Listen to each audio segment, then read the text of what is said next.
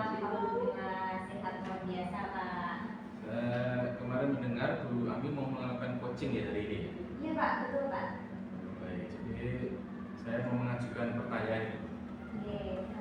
Jadi kaitannya saat coaching nanti harapannya bisa berjalan dengan lancar. Saya akan mengamati nanti ya coach dengan coachingnya. Mudah-mudahan nanti bisa sesuai dengan alur tinta, mengalir dengan baik, kata kuncinya juga disebutkan dengan baik, kemudian kompetensinya juga ada. Kemudian jangan lupa nanti prinsip coaching yaitu kemitraan proses kreatif dan maksimalkan potensi. Gitu ya. Kemudian kira-kira kompetensi apa yang nanti akan Ibu kembangkan dalam proses coaching ini? Kompetensi yang ingin saya kembangkan antara adalah terlebih dahulu, kemudian mendengarkan dengan aktif apa yang coach sampaikan, dan harapannya saya dapat memberikan pertanyaan-pertanyaan yang berbobot kepada coach Pak. Kemudian untuk spesifiknya kompetensi yang lebih ingin dikembangkan lagi dalam proses coaching ini? Yang lebih spesifik saya ingin menjadi pendengar Pak, pendengar yang baik dari coach, kemudian memberikan pertanyaan-pertanyaan yang berbobot sehingga coach nanti dapat istilahnya mengiring coach untuk menemukan sendiri masalahnya, seperti itu Pak. Baik, kemudian untuk indikatornya coaching nanti apa? Untuk indikatornya coaching nanti berhasil apabila coach nanti dapat dari pertanyaan-pertanyaan yang saya berikan, coach dapat menemukan sendiri solusi dari permasalahan yang coach hadapi. Seperti itu Pak saya. Baik, jadi saya sudah melihat rencana Ibu sudah dipersiapkan dengan matang. Harapannya nanti pelaksanaan coachingnya bisa lancar ini. Amin. Baik, terima kasih Bu Ani. Nanti akan saya coba observasi Ibu. Oke. Terima kasih Pak Jaka. Ya. Assalamualaikum Pak Muhaji. Waalaikumsalam Bu Ami. Bagaimana kabarnya Pak Muhaji? Alhamdulillah hari ini kondisi sehat Bu. Alhamdulillah. Oh ya, tadi Pak Muhaji bilang kalau ada yang ingin disampaikan ya? Ya Bu. Gini loh. Akhir-akhir ini kok saya melihat ya ini ada seperti permasalahan terutama di kelas kami. Ini saya mengamati anak-anak itu minat bacanya kok begitu rendah, atau mungkin juga kesadaran membacanya itu loh.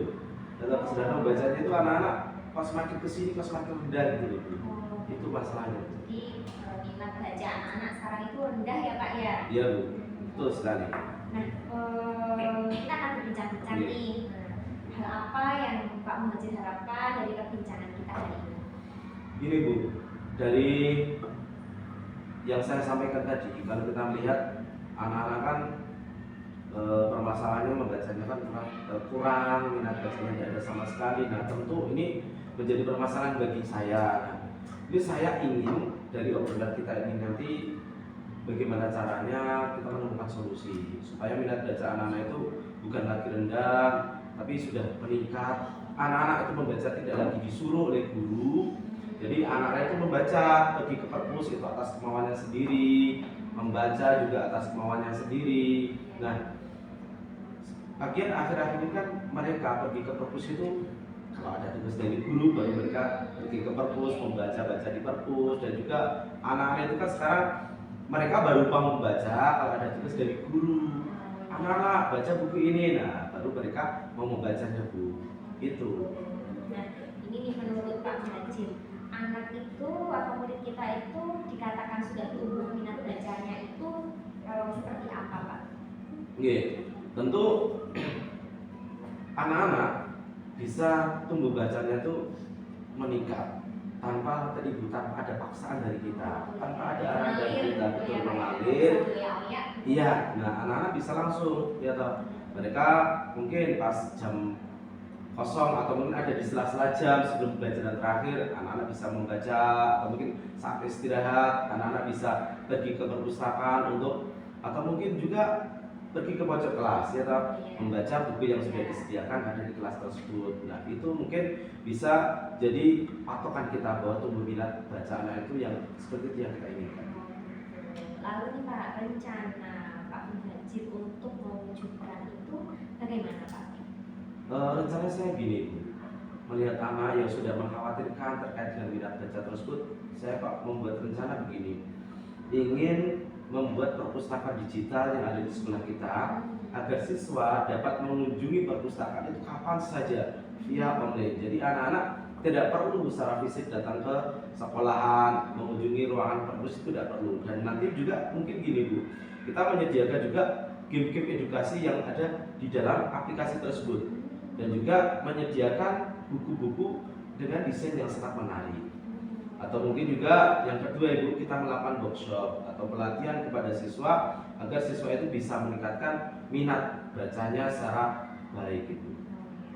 Biasa itu. Nah, dari strategi-strategi yang Bapak sampaikan itu tadi, rencana atau strategi mana yang akan Bapak laksanakan lebih dahulu?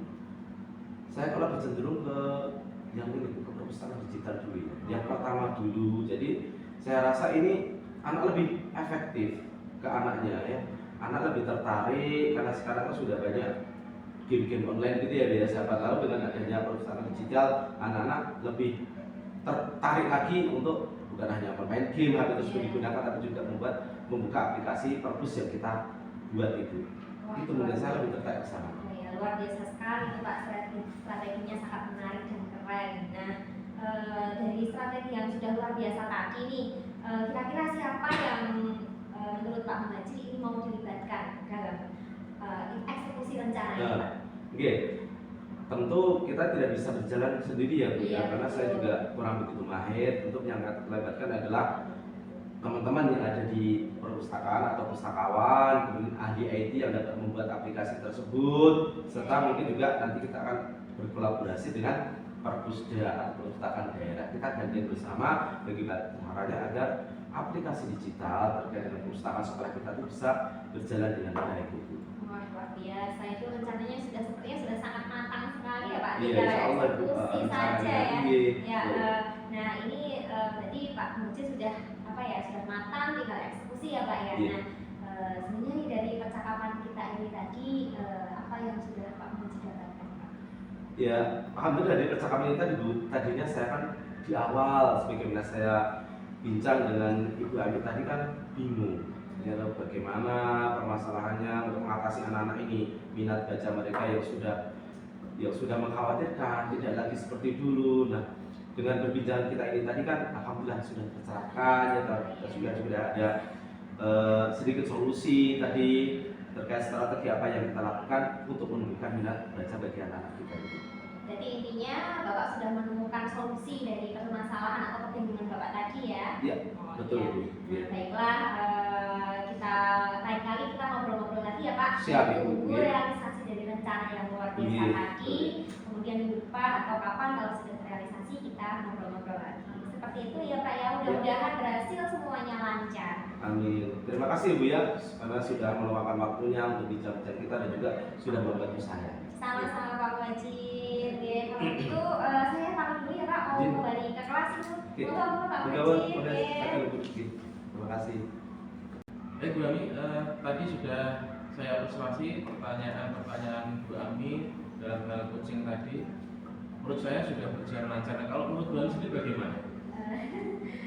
Kalau menurut Pak Jika sudah lancar ya. Kalau menurut saya juga sudah lumayan Pak. Tadi sudah istilahnya sudah berhasil, indikator yang kita harapkan tadi sudah berhasil dan semuanya berjalan dengan lancar Pak tadi Pak. Alhamdulillah. Alhamdulillah. Jadi ini Bu, tadi saya sudah melakukan observasi, kemudian ada sedikit pertanyaan yang ingin saya tanyakan Bu Ami. Pak. Jadi apa saja yang sudah tercapai indikator pada saat pelaksanaan coaching tadi?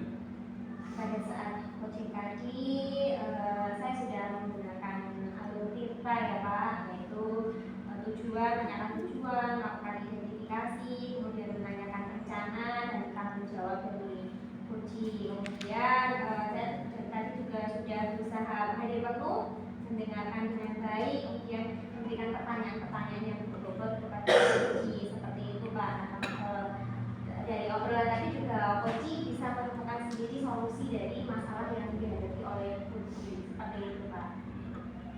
Baik sekali, tadi sudah sesuai pengamatan saya juga sudah bagus. Bu Ani sebagai coach sudah melaksanakan coaching dengan alur kita yang baik, kompetensi sudah tergali dengan baik. Nah kemudian apa namanya, untuk lebih memperdalam alur kita ini bagaimana?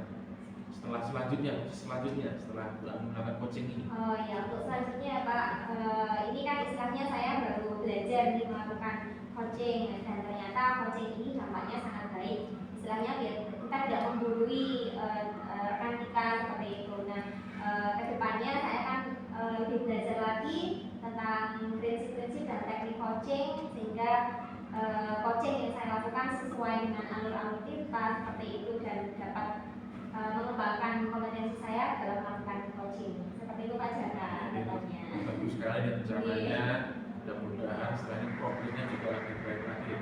Semua untuk kepentingan bersama, apalagi untuk siswa, guru dan siswa kita. Betul Pak Jaka. Terima kasih untuk obrolan kita siang hari ini, sangat bermanfaat bagi. Sama-sama Pak Jaka. Terima kasih.